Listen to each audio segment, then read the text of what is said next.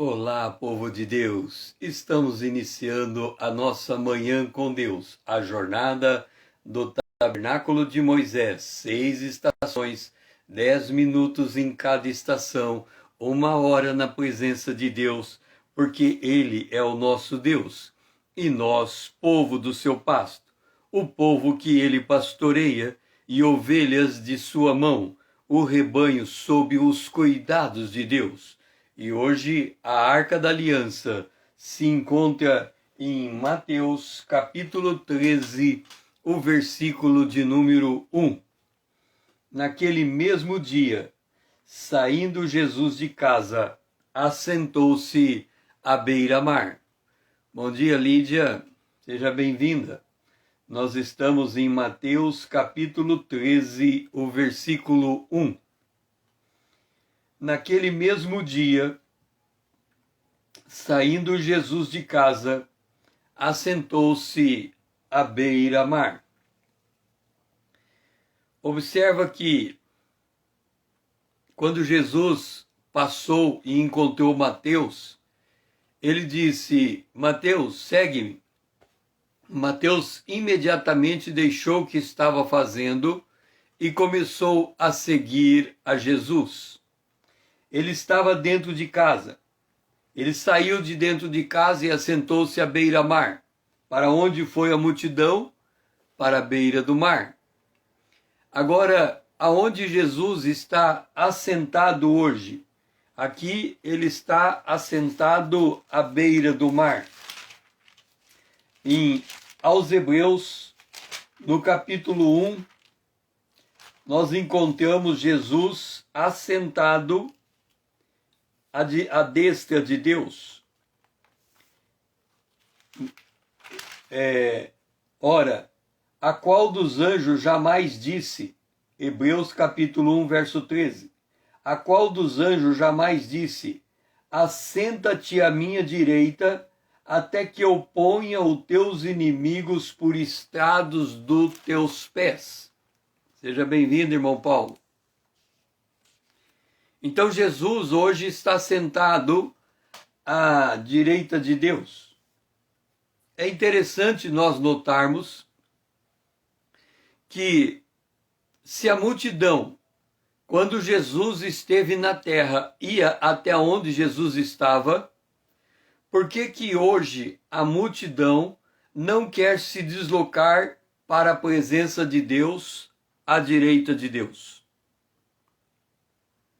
Por que a multidão ela não quer se colocar assentada à direita de Deus? Eu estava lendo o livro O Peregrino, nas primeiras páginas, e eu observei uma coisa muito interessante. O evangelista chega para o peregrino e diz assim para ele: para onde você está indo? E ele fala que ele está indo para um lugar onde ele possa se libertar do fardo que ele carrega nas costas. E este fardo que ele estava carregando nas costas, ele queria largar aquele fardo. Mas aí o peregrino, a pergunta que vem para o peregrino é a seguinte: ora, se é tão somente descartar o fardo, por que ele não volta para as suas atividades normais e esquece do fardo? Ele falou: não posso esquecer do fardo, porque se eu continuar com esse fardo e eu morrer, depois da morte vem o juízo. E eu vou ter que prestar conta do fardo que eu carrego. Então eu não posso morrer antes de me libertar do fardo que eu carrego. Observa um detalhe. O homem, ele carrega consigo o fardo do pecado. Mas, ao invés dele ir até onde Jesus está, para se libertar do fardo, vinde a mim o cansado e oprimido, e eu vos aliviarei, ele na verdade, ele quer se libertar do fardo do pecado para ter uma vida melhor. Aí você vai falar assim, César, mas que história é essa? A pessoa quer se libertar do fardo para ter uma vida melhor? É que a multidão, ela quer ir aonde Jesus está, desde que isso lhe beneficie, desde que isso lhe traga uma vida melhor aqui na terra. Porque Jesus, se nesse dia ele estava sentado à beira do mar, hoje ele está sentado à direita de Deus. Se a multidão foi até onde Jesus estava à beira do mar, hoje ela tinha que estar buscando as coisas que são do céu, as coisas que são de cima. Porque ela devia desejar estar aonde Jesus está. Nós que já nascemos de novo, estamos assentados nos lugares celestiais em Cristo Jesus. Nós já ocupamos uma nova posição. E somente aqueles que querem estar aonde Jesus está são verdadeiramente discípulos dele. Estão dispostos a aprender com ele. E a pessoa hoje, ela não quer aprender de Jesus para seguir a Jesus. Ela quer aprender a Jesus para resolver os dramas da sua vida. Isso não traz salvação. É por isso que quando Jesus alimentou a multidão que estava sentada diante dele, e ele se deslocou daquele lugar e foi para um outro lugar, a multidão foi atrás dele. Mas ela não tinha o interesse na vida eterna. Ela tinha o interesse no pão que ela podia comer e continuar a sua vida aqui na terra. Observa que há uma diferença. Todo mundo quer se libertar de algo na terra para viver na terra. Enquanto que nós temos que se libertar de algo na terra para viver no céu, para viver a vida eterna. Então, o nosso objetivo, a nossa meta, não é resolver os nossos problemas. A nossa meta é saber como é que a gente sai dessa vida para a vida eterna. O João Batista dizia, foge da ira vindoura. A ira de Deus já está sobre a humanidade. E nós temos que fugir desta ira.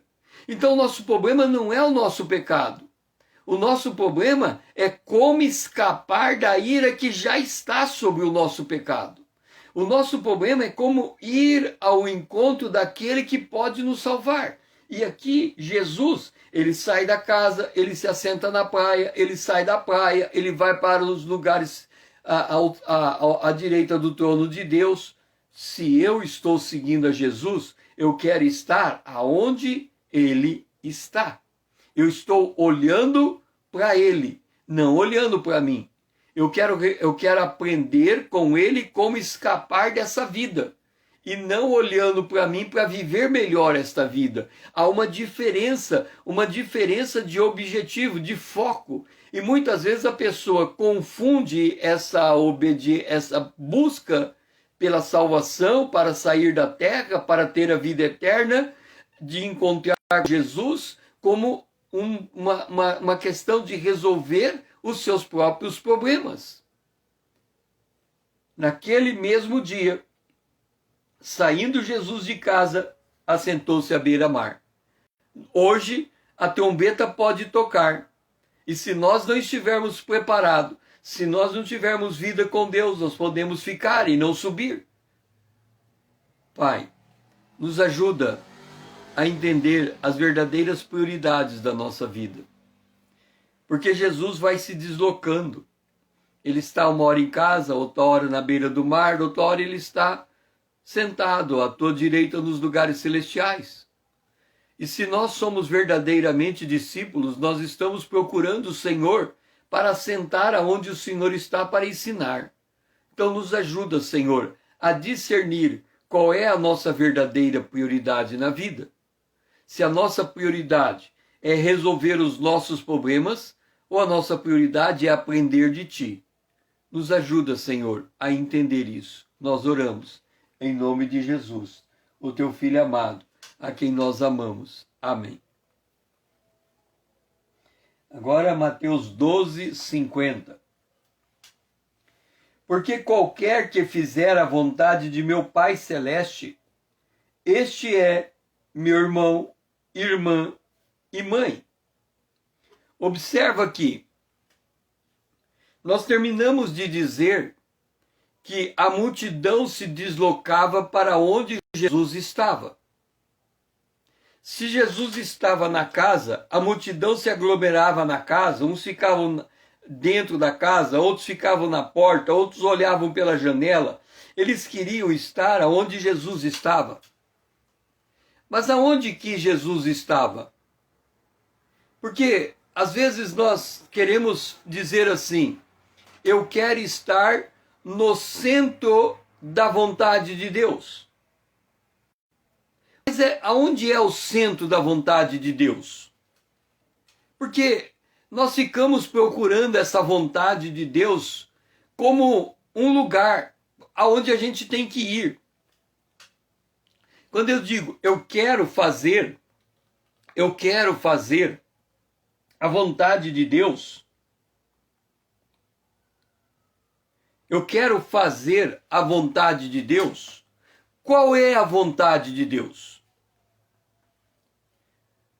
Eu creio que você vai ficar impressionado em saber qual é a vontade de Deus. A Bíblia diz que Jesus era Deus, estava sentado com Deus, ele era Deus, estava com Deus, e num dado momento ele resolve sair daquela posição que ele ocupava, esvaziar da sua divindade para ser homem, para ser servo. E quando ele assumiu a condição de ser servo, ele se tornou homem. Por quê? Porque de todos os seres criados, em todo o universo, foi ao homem que Deus disse: sujeitai a terra, dominai a terra. Se Deus diz sujeitai a terra e dominai a terra, a palavra que nos enche é sujeitar e dominar. A gente quer dominar, a gente quer determinar, a gente quer fazer acontecer. Só que tem uma lição dada pelos antigos que diz assim: ninguém pode dar ordem se não souber como fazer. Ninguém pode dar ordem se não souber como fazer. Então, para eu dar uma ordem, eu tenho que aprender a fazer aquilo que eu quero ordenar. Ou seja, para eu dar uma ordem, eu primeiro tenho que me colocar na condição de servo. Eu tenho que primeiro servir para aprender a ensinar o outro a servir. Então, eu servir é a posição do servo. Deus, ao dar uma ordem, ele me colocou como servo. Então, Jesus, ele se fez servo. Qual é a vontade de Deus para o homem? Se fazer servo. Eu não vim para ser servido, mas para servir e dar a minha vida em resgate. Agora, se a minha posição é ser servo, como é que eu consigo ser servo? Me tornando humano. Então, qual é a vontade de Deus? Ser humano. Você vai dizer, César, mas nós somos humanos. O que é ser humano? O que é ser um ser humano? Por isso, Jesus veio como modelo de ser humano. Por exemplo, Jesus veio para servir. E o que a gente quer? Ser servido. Jesus veio em humildade. E o que a gente é? Soberbo. Jesus veio para fazer a vontade de Deus. E o que a gente quer? Fazer a nossa vontade. Observa que há uma discrepância entre o que Deus espera do ser humano e o que o ser humano de fato é na presença de Deus. E aqui Jesus vem e diz: os meus irmãos, a minha irmã, o meu irmão, a minha mãe, é aqueles que fazem a vontade de Deus. Ou seja, aqueles que são humanos. Aqueles que se colocam na condição de humildes. Aqueles que se põem na presença de Deus para aprender. Aqueles que querem o que Deus quer para a vida deles. A vontade de Deus é agradável, é boa, é agradável, é perfeita.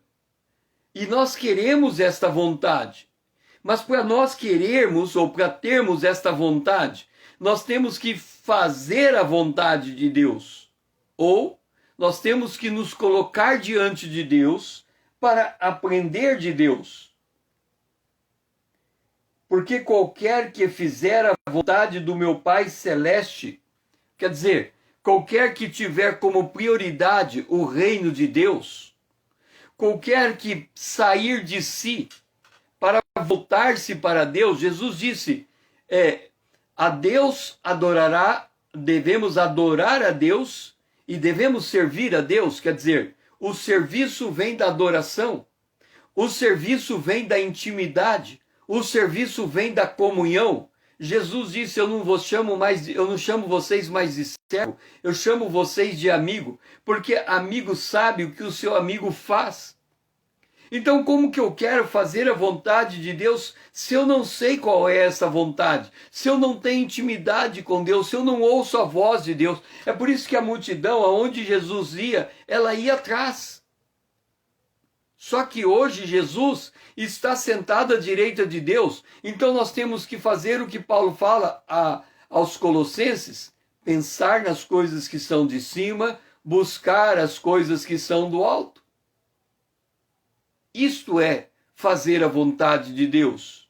É se colocar numa condição em que é dele que nós aprendemos, é ele que almejamos, em direção a ele que nós caminhamos, é na luz, é na liderança dele que andamos.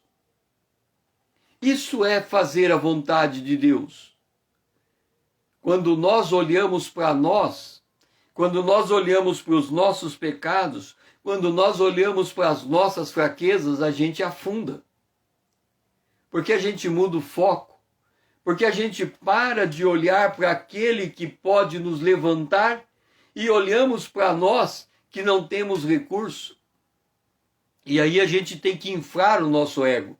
Eu posso, eu consigo, eu faço, eu sou capaz. Paulo fala, quando eu olho para dentro de mim, eu vejo o pecado dentro de mim. Eu não faço aquilo que quero, aquilo que eu não quero, isso eu faço.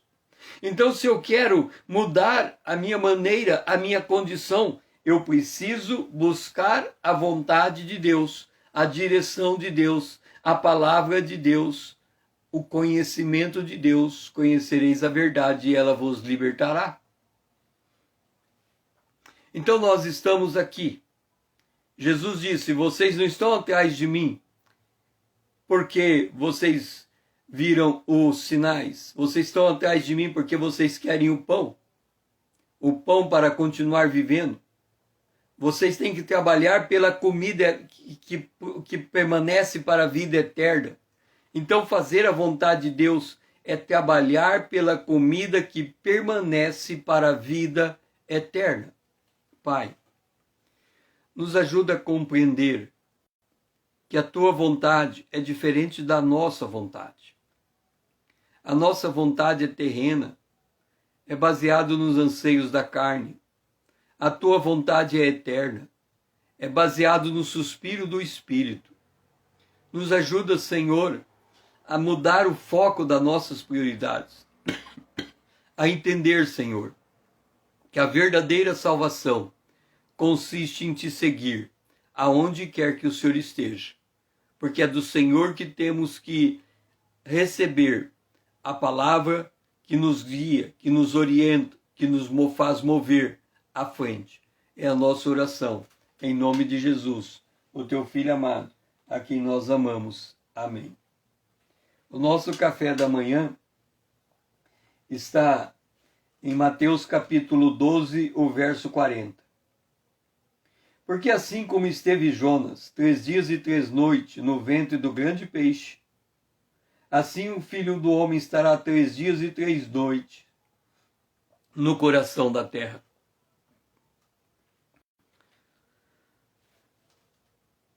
Qual é a vontade de Deus?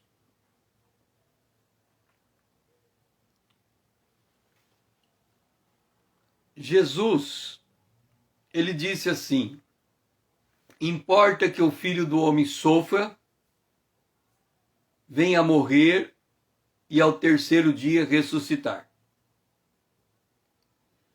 Quando nós lemos aos Filipenses, a vontade de Deus é esta: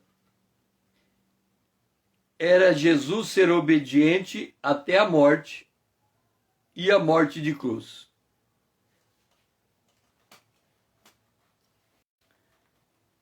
Jesus, esse ser obediente até a morte, significa caminhar. A palavra-chave aqui é caminho. Nós nascemos para percorrer uma vereda.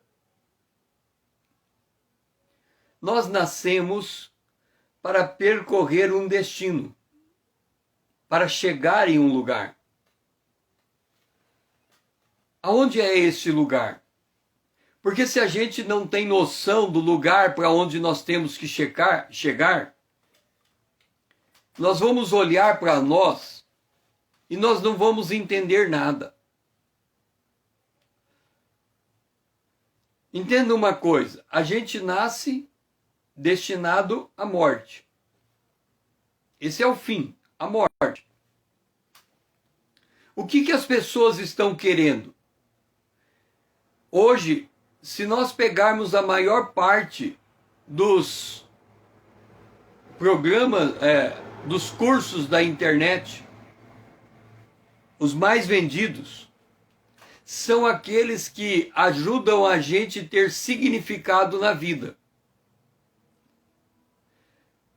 Como ser um empreendedor, como ganhar dinheiro, como ser útil, como dar, como ajudar as pessoas a buscar uma transformação. Mas que transformação? É uma transformação que liberta o potencial da pessoa para ela ser melhor do que ela era.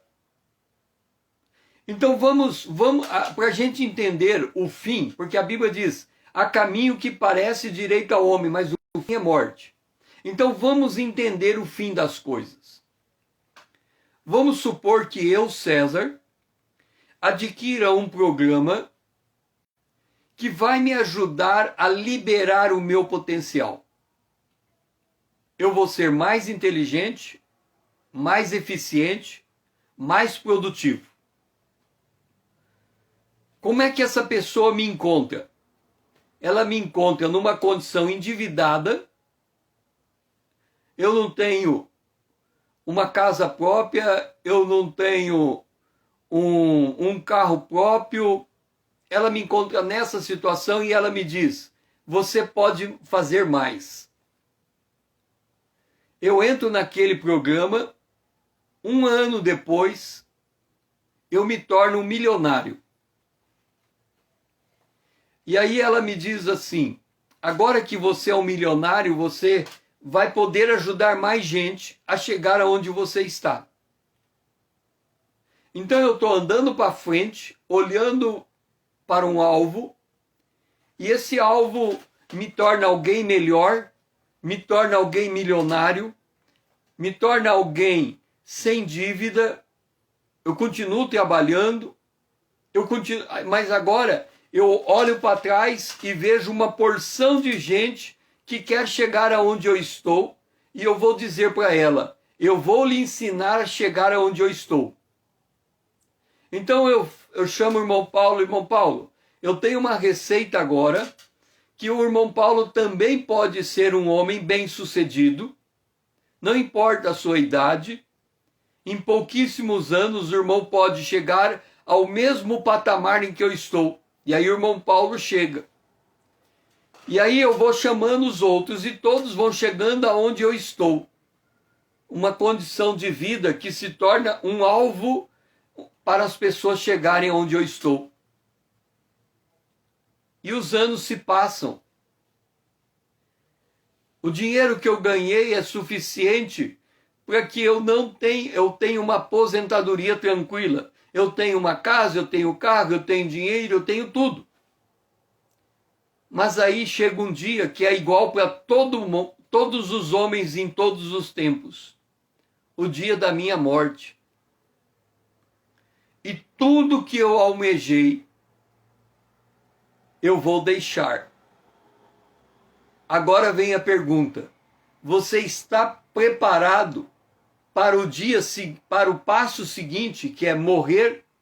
Depois da morte vem o juízo, e você tem que prestar sua conta a Deus, da sua vida a Deus? Jesus, ele veio com uma missão. Ele tinha que passar pela morte. Nós nascemos com uma missão. Nós temos que cruzar a morte. E se nós não tivermos a chave que nos permite cruzar a morte e encontrar a vida eterna, depois da morte vem o juízo.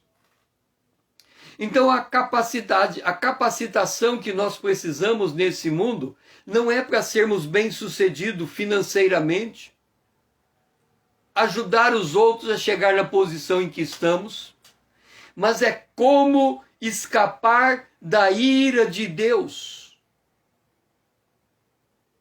Porque se nós não soubermos como escapar da ira de Deus, de nada adianta resolver nenhum problema da nossa existência. Porque o que adianta o homem ganhar o mundo inteiro e perder a sua alma? Nós temos que entender que enquanto nós não soubermos como escapar da ira de Deus, nós não podemos dar descanso aos nossos olhos. Então não adianta resolver nenhum dos nossos problemas, porque nós já temos um problema que aos olhos humanos ele é insolúvel.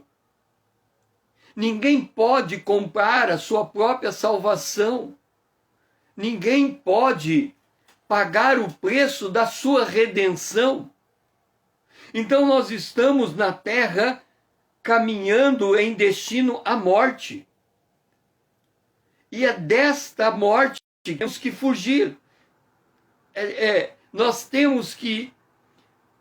Aqui diz... Jonas esteve 3 dias e 3 noites no ventre do grande peixe. O homem vai ficar 3 dias e 3 noites no coração da terra. E todos nós teremos que cruzar esse mesmo lugar. Esta é a porta estreita. Este é o caminho apertado. Por que é o caminho apertado? Porque quando a gente cruza pela morte, nós não levamos nenhuma riqueza, nós não levamos nenhuma fortuna, nós não levamos nenhum diploma, nós não levamos nenhum feito. A única coisa que nós levamos é a confiança de que Jesus pode nos salvar porque ele cruzou por esta porta estreita e ele encontrou vida do outro lado. Ou seja, o Pai o ressuscitou e o colocou assentado no trono. E todo aquele que nele crê vai viver a mesma experiência.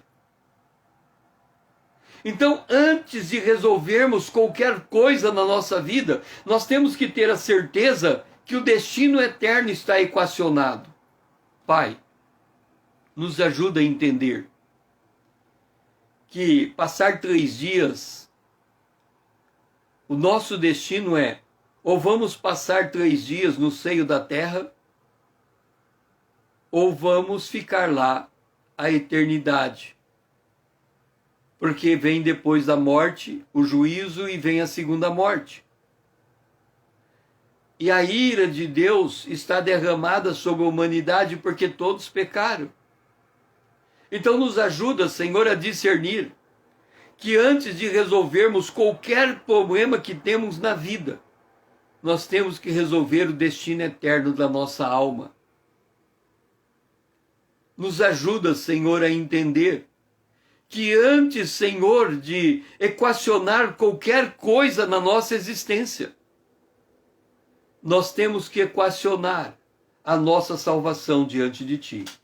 É a nossa oração, em nome de Jesus, o teu Filho amado, a quem nós amamos. Amém. A rainha do sul se levantará no juízo, Mateus 12, 42, com esta geração, e a condenará, porque veio dos confins da terra para ouvir a sabedoria de Salomão, e eis aqui quem é maior do que Salomão. Olha só, a rainha de Sabá, a rainha do sul, é uma mulher rica. Do ponto de vista existencial, ela tem tudo que um ser humano almeja. Um reino, servos para trabalhar a seu favor, exército para guardar a sua segurança.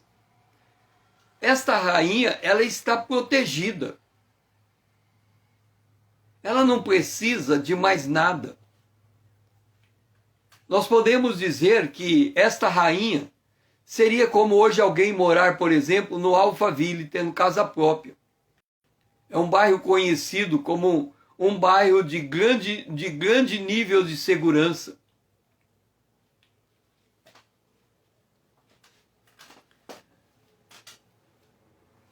Então, ela é uma mulher realizada na vida.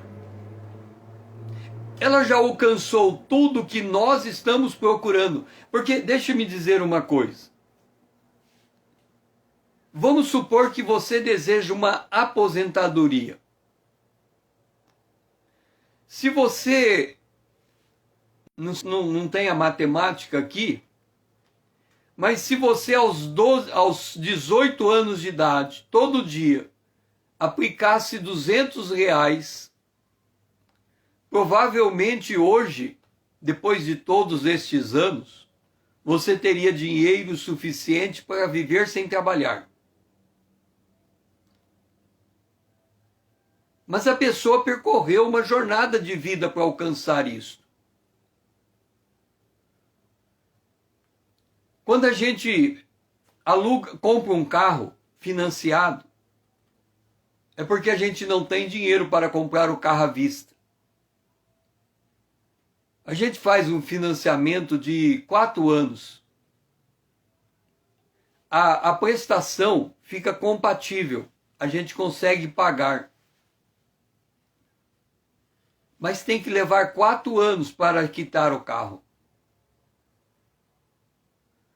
Esse carro que a gente comprou e vai levar 4 anos para quitar, pode ser o instrumento da nossa morte.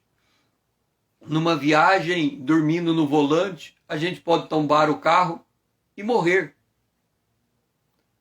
Significa que antes de quitar o carro, a gente pode morrer. A morte, ela é o inimigo traiçoeiro. Alguns homens podem chegar a 70, 80 anos de idade, alguns até mais. Mas muitos morrem no meio do caminho, repentinamente. Esta mulher, rainha de Sabá, ela ouve que lá em Israel havia um rei, Salomão. Não havia nenhuma razão para a rainha de Sabá ir atrás do rei. O rei Salomão era rei, ela também era rainha. Salomão tinha um reino, ela também tinha um reino.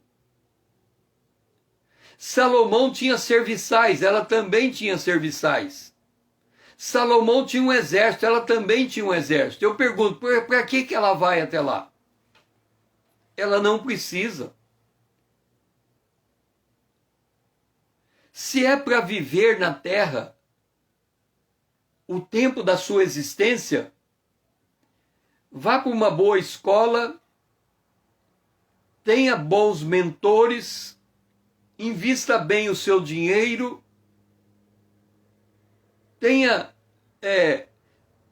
ande com pessoas que te levem para cima e você vai viver uma boa vida na terra.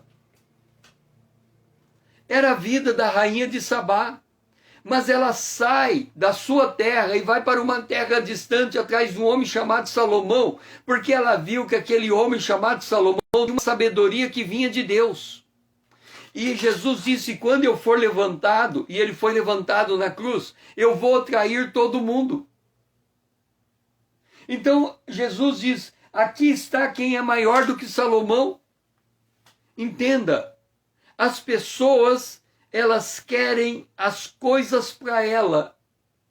Elas não querem conhecer aquele que é o Senhor, maior do que Salomão. Quando ela vai até onde Salomão está, ela fica boquiaberta com a fortuna, com a sabedoria de Salomão, com a maneira de portar dos seus serviçais. Ela fica como sem fôlego. Ela fica impressionada.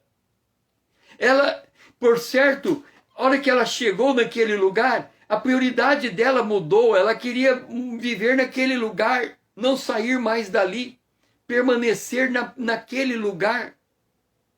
O que acontece com o ser humano? Ele não tem essa visão da rainha de Sabá. Ele não consegue enxergar em Jesus tudo que ele pode almejar na vida, ao ponto dele deixar o seu ponto, a sua zona de conforto e ir em direção daquele que é maior do que todos. Então, quando Jesus disse: quem faz a vontade de Deus, esse é meu irmão. Qual é a vontade de Deus? Que nós conheçamos a Jesus. A vida eterna é esta: conhecer a Deus e a Jesus a quem Deus enviou. Então, a nossa mentalidade, ela precisa passar por uma completa reformulação. Nós temos que desconectar das coisas desse mundo que nos prende, que nos amarra, porque a qualquer instante nós podemos estar diante do Senhor. Prepara-te, Israel, para encontrar com o teu Deus. Estamos nós preparados, se fomos chamados hoje para a glória, para encontrarmos com o nosso Deus? Estamos preparados para viver a vida eterna? Aqui está alguém que é maior do que Salomão. Que preço nós estamos dispostos a pagar para sair da nossa zona de conforto e ir atrás de Jesus? Parar diante da palavra de Deus e aprender de Jesus. A nossa preocupação é tão grande que nós não estamos fazendo, muitos de nós não estão fazendo isso. Muitos de nós estão mais preocupados em resolver os problemas da sua vida do que alcançar a vida eterna. Pai, nos ajuda a dar prioridade em nossa vida. Em primeiro lugar, o reino de Deus e a sua justiça, e o mais nos é acrescentado. Ajuda a entender, Senhor,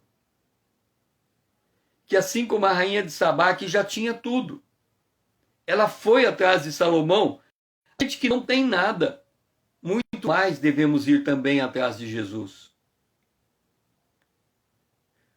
Nós devemos, Senhor, ter isso como prioridade em nossa vida.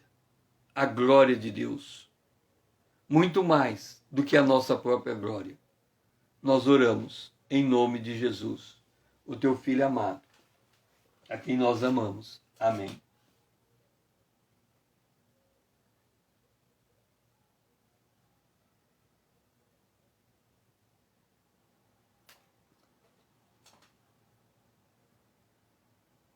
Mateus 12, 42. Agora nós vamos para Mateus 12, 41, pia de cobre. Ninivitas se levantarão no juízo com essa geração e a condenarão, porque se arrependeram com a pregação de Jonas. E eis aqui está quem é maior do que Jonas. Note uma coisa.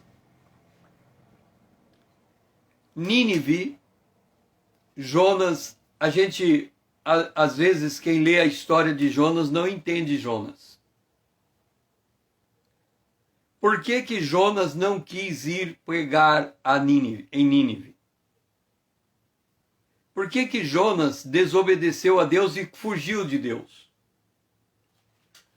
Porque Jonas, observa bem, Jonas conhecia Nínive, Jonas conhecia Deus, por isso que ele fugiu de Deus. Aí você vai falar, César, como assim? Jonas fugindo de Deus? Porque conhece a Deus? Exatamente. Deus é amor, não é? Eu creio que você sabe que Deus é amor. Qual é o recado de Deus? Qual é a missão que Deus deu para Jonas? Vai até Nínive e prega a Nínive. Fala para Nínive se arrepender. Então vamos lá. O irmão Paulo é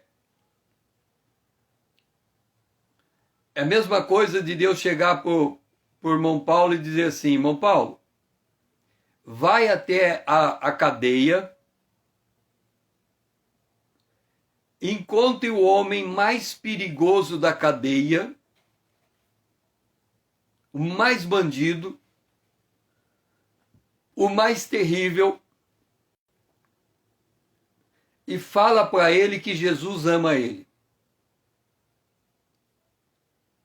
Por certo, o irmão Paulo sabe que se ele for até a cadeia, pegar o pior homem da cadeia e falar para ele, Jesus te ama, aquele homem poderá se converter.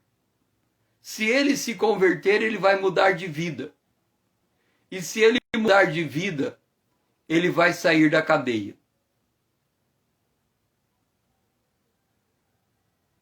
Aí, alguém chega para o irmão Paulo e diz assim, irmão Paulo, esse cara que você está pregando o evangelho e que ele vai sair da cadeia, ele fez isso, isso, isso, isso. Ele não merece sair da cadeia. Aí o irmão Paulo ouve aquela história de tudo que aquele homem bandido fez antes de ir na cadeia. Aí o irmão Paulo fala, se eu for na cadeia falar para aquele homem que Deus ama ele, Deus vai mudar a vida daquele homem, ele vai sair da cadeia. Esse homem não merece sair da cadeia. Por tudo que esse homem fez, ele tem que, na verdade, ele tinha que ter pena de morte. Nunca se viu um homem tão bandido quanto esse. Então, irmão, aí Deus fala, irmão Paulo, vai lá na cadeia e fala para aquele homem que Jesus ama ele. Sabe o que o irmão Paulo vai fazer nessa condição? Vai para o lado oposto. Ele fala, se eu for na cadeia e falar para ele que Jesus ama ele, ele vai se salvar e vai sair da cadeia. E eu não quero que ele saia da cadeia, ele tem que ficar lá até morrer. Então eu não vou na cadeia. Foi assim que Jonas pensou. Nínive era o povo mais terrível da época. Nínive, ele pegava os seus prisioneiros, amarrava estaqueado no deserto e arrancava a pele do cara vivo. Este era Nínive. Jonas sabia que Nínive é aquela nação que pegou as 10 tribos de Israel e destruiu as 10 tribos de Israel, que hoje nem se tem notícia dela. Este é Nínive. Então, quando Jonas toma ciência de que tem que falar para Nínive se arrepender, diz, eu vou lá, Deus tem misericórdia daquele povo e salva aquele povo merece o inferno. Então ele não foi, não é porque ele tinha medo de Deus, ele não foi porque ele conhecia que Deus podia salvar aquele povo e na avaliação dele aquele povo não merecia salvação. Mas Deus trabalhou com Jonas e Jonas foi. E Jonas pregou. E a Bíblia diz que aquele povo se converteu, se arrependeu. E aqui diz que este povo que se arrependeu, ele se levantará no juízo como testemunha para esta geração que não se arrepende. E a condenará, porque não creram na pregação. Agora, entenda uma coisa. Pecador todo homem é. O problema do homem não é o pecado, ele já é pecador por natureza. O problema do homem é a incredulidade. Não crer que Deus enviou Jesus para salvar o pecador. Esta é a incredulidade. A pregação é esta. Jesus veio para salvar o pecador. As boas novas é que Deus reconciliou a si mesmo com o homem através do sangue de Jesus derramado. E a pregação, a verdadeira pregação é: a morte está chegando para o ser humano. Mas quem crer em Jesus vai cruzar a morte ileso e vai encontrar a vida do outro lado. Esta é a essência do Evangelho. A essência do Evangelho não é melhorar a vida do homem na terra. A essência do Evangelho é fazer o homem fugir da ira de Deus no futuro. O problema é que nós estamos tão preocupados com os cuidados desse mundo ou com a sedução das riquezas, nós estamos tão preocupados em construir algo neste mundo que não percebemos que a morte chega. E quando a morte chegar, nós temos que saber se estamos preparados para cruzar esse dia negro. Nínive se levantará no juízo. Nínive escolheu que depois da morte ela não quer estar no juízo de Deus. Ela quer estar de pé diante do juízo de Deus, como testemunha e não como réu. A humanidade está como réu diante de Deus. O salário do pecado é a morte, então ela está caminhando para esta hora trágica. E a pergunta que ela tem que se fazer é: como que eu vou escapar desta hora? Acontece que o Satanás ele é tão ardiloso que ele ocupa o homem com tantos afazeres nesse mundo que ele não pensa que uma hora a vida acaba. Ele está tão preocupado em ser certinho, em fazer a coisa direita, em escapar desse e daquele pecado, que ele não percebe que o que ele tem que se preparar é para a sua morte. Jesus veio para morrer. Todo que nasce, nasce para morrer. Tem gente que morre na hora que nasce. Tem gente que morre aos 5 anos. Tem gente que morre aos 10 anos. Tem gente que morre jovem. Tem gente que morre adulto. Tem gente que morre velho. Mas todos estão morrendo. Só que o homem devia viver 70 anos ou mais e depois morrer. Ele teria um tempo para amadurecer o que ele quer. Mas a gente sabe que não é assim. Está aí isso que está no ar, que está levando muita gente, e a pessoa tem que estar preparada para esta hora. Então ela tem que entender que aqui está alguém que é maior do que Jonas. A pregação do Evangelho. O Evangelho é o poder de Deus para a salvação de todo aquele que nele crê. Este é o Evangelho. Esta é a pregação de Jonas. Se nós nos arrependermos, vamos ser salvos da ira vindoura. Então, a nossa prioridade fundamental, absoluta, primária, necessária é escapar da ira vindoura. Pai, nos ajuda a entender que não adianta resolver nenhum problema na terra se nós não resolvermos o nosso problema eterno. Nos ajuda a entender que a ira vindoura está derramada sobre o homem. A ira de Deus. A ira vindoura é morrer, entrar no juízo e a segunda morte. Mas se nós entendermos que Jesus é maior do que Jonas e que ele veio trazer a mensagem de salvação, nós mudamos o nosso destino eterno. Nos ajuda a entender isso, ó Pai, e colocar o nosso destino eterno como prioridade absoluta em nossa vida.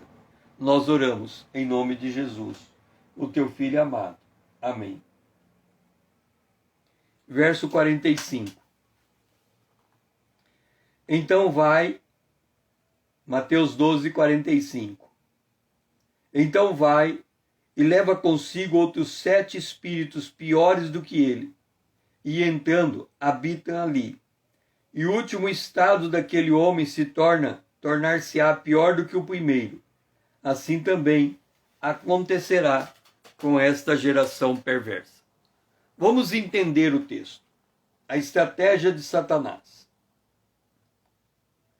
Normalmente, quando nós lemos esse texto, nós lemos o texto sob a ótica desta vida. Então a gente diz assim: se uma pessoa é endemoniada nesta vida e ela for liberta, a casa dela fica vazia. Ok?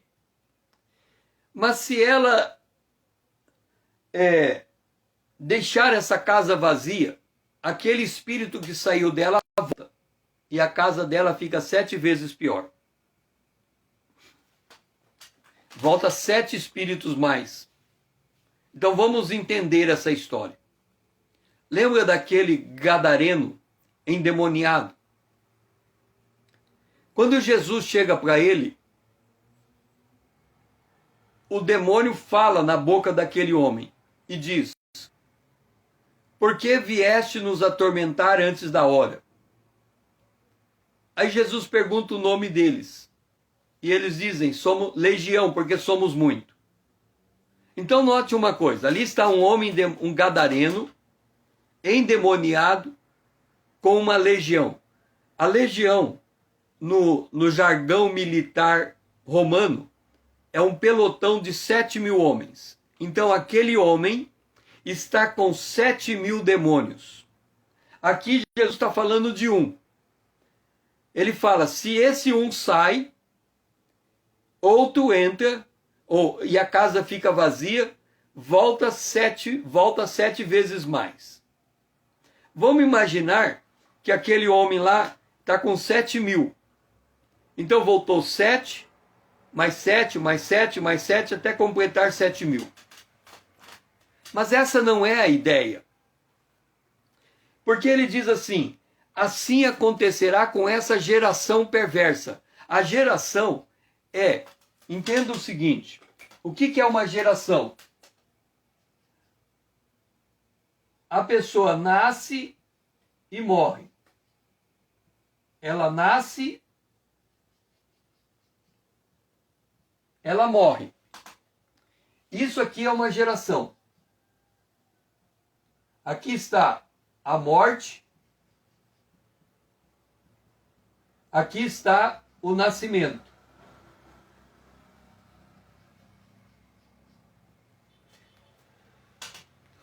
Ele está dizendo que essa geração perversa, se ela não se converter nessa vida, entenda, depois da morte vem o juízo, e aí depois do juízo, para onde ela vai? A Bíblia diz que ela vai para o lago de fogo e enxofre que foi preparado para o diabo e seus anjos. Ou seja, se ela sair dessa vida sem se converter, na vida vindoura, ela vai estar no mesmo lugar aonde estão os anjos malignos que se perderam. Então a vida dela naquele lugar vai se tornar 7 vezes pior do que é neste mundo. Então nós estamos falando aqui de cruzar este fim que é a morte. O espírito sai do homem e vai para o lugar. Se ele volta à casa vazia, como é que nós podemos ter a casa cheia? A Bíblia diz em Efésios: ouvindo a palavra de Deus, crendo no coração e confessando Jesus, nós somos selados com o Espírito de Deus. Nós nos tornamos um pacote remido. Jesus disse: todo aquele que vem a mim eu não lanço fora. Então, quando nós aceitamos Jesus, nós entramos no lugar seguro. Este lugar é o único lugar em que, passando pela morte, temos a vida eterna. A gente está dormindo.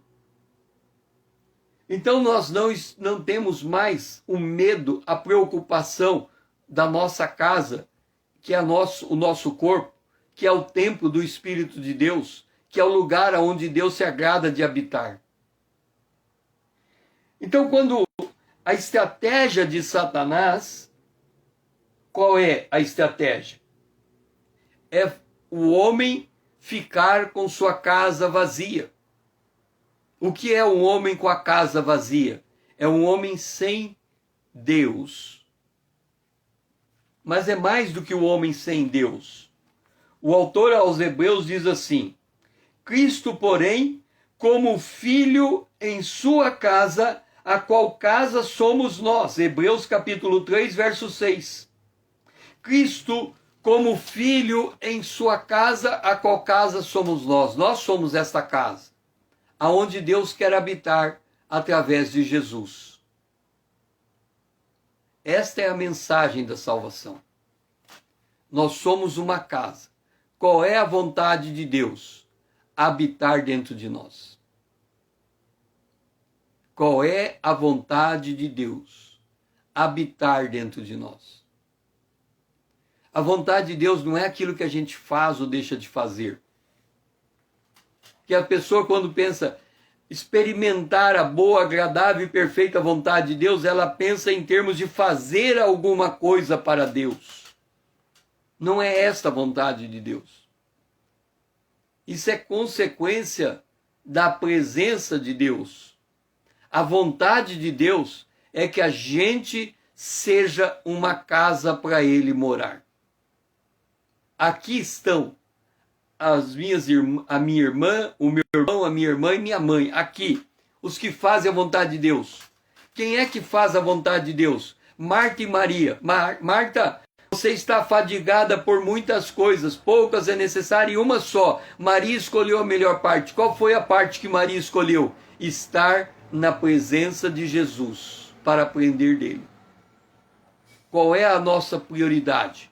Ter a nossa casa preenchida pela presença de Deus, ser habitação do Deus vivo.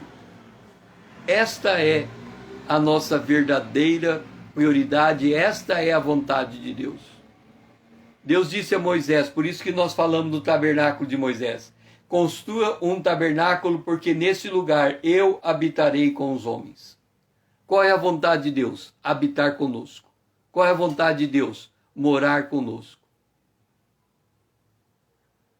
Nesse sentido tem. Porque ao invés de você fazer a vontade de Deus no sentido, eu estou pronto para fazer algo para Deus, quando na verdade eu tenho que ser a morada de Deus.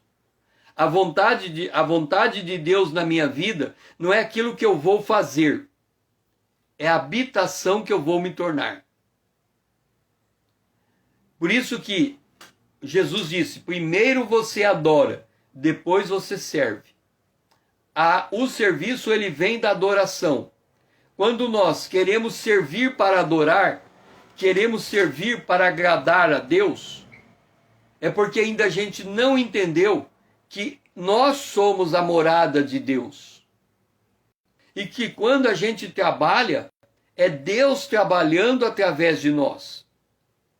Fazer a vontade de Deus é, eu me torno morada de Deus, e sem Jesus eu não posso fazer nada. Então eu faço naquele que me fortalece. Então eu faço na dependência de Deus. Eu faço ouvindo a voz de Deus. Então entenda, fazer a vontade de Deus é esta: eu ser a morada de Deus, você ser a morada de Deus. Essa é a vontade de Deus. E tudo se constrói a partir dessa vontade. Pai, nos ajuda a entender que nós somos chamados por Ti não é para fazer alguma coisa. É para ser morada de Deus. E se porventura, depois de nos tornarmos morada de Deus, fizermos algo, é porque Deus está fazendo através de nós. Isso muda completamente a nossa perspectiva, Senhor. É a nossa oração, em nome de Jesus, o teu Filho amado, a quem nós amamos. Amém. Foi muito bom ter você comigo nesta manhã, com Deus. Amanhã, às 5 horas da manhã, estamos aqui de volta, se o Senhor assim nos permitir, para mais uma jornada do Tabernáculo de Moisés. Venha fazer parte da minha comunidade. Vamos tornar relevante essa conta no Instagram.